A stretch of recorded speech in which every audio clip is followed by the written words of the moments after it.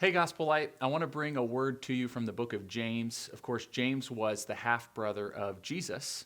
He was also one of the elders of the church in Jerusalem, the mother church, the first church, the church that was founded on the day of Pentecost, just 7 days after the ascension of Jesus. And we know from the book of Acts that the Holy Spirit came like a mighty rushing wind. Over 3,000 people were added to the church on that day. James was the pastor of this church for 20 years, and his tenure as pastor ended in his execution, which he was executed because of his faith and preaching the good news about Jesus. At the church in Jerusalem, over the tenure of his ministry, the church was in heavy persecution from the Roman Empire. And so his members were being persecuted because of their faith. And then secondly, there was a great famine in the land at that time. And so many of the people were impoverished and struggling financially. Pastor James says, and I quote, "Dear brothers and sisters, when troubles of any kind come your way, consider it an opportunity for great joy." And I want to come back to this word.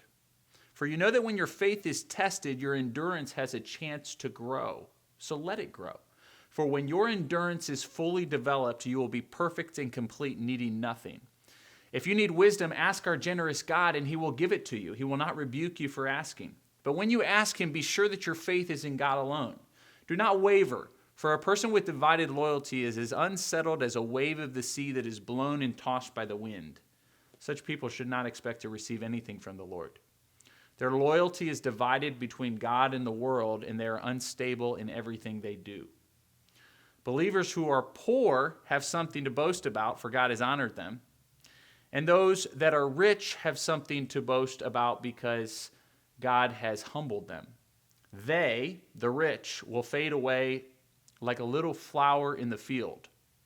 The hot sun rises, the grass withers, the little flower droops and falls, and its beauty fades away.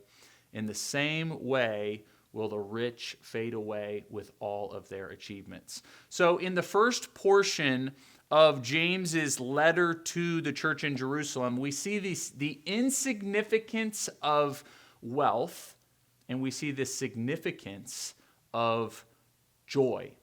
Now, I don't want us to think for a moment that James is insinuating that we invite a comedian to the funeral, or that we get super excited because we've lost a job. You see, happiness comes because we've acquired things. So then sadness comes because we've lost things. We get happy because we get married or we get a job. We're sad when we lose that job or when we lose a loved one. But joy is something altogether different. While happiness comes because we acquire things, joy comes when we realize that we have acquired the thing that matters the most. What is the thing that matters the most? You see, while our world was spinning out of control and the evilness of man was destroying God's creation, at just the right time, God sent his son Jesus into the world to confront the evil and the sin in your heart and in my heart. Jesus Christ took on our sin and evil upon himself. It killed him.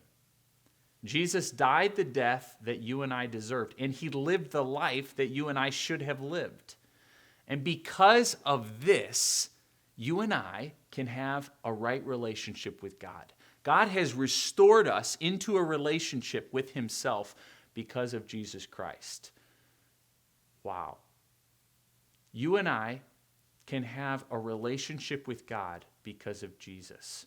The psalmist David said, "In your presence is fullness of joy." So no matter what our circumstances are like around us, in the presence of God is fullness of joy. We can actually have joy in the midst of sadness and sorrow. Dear brothers and sisters, when troubles of any kind come your way, consider it an opportunity for great joy.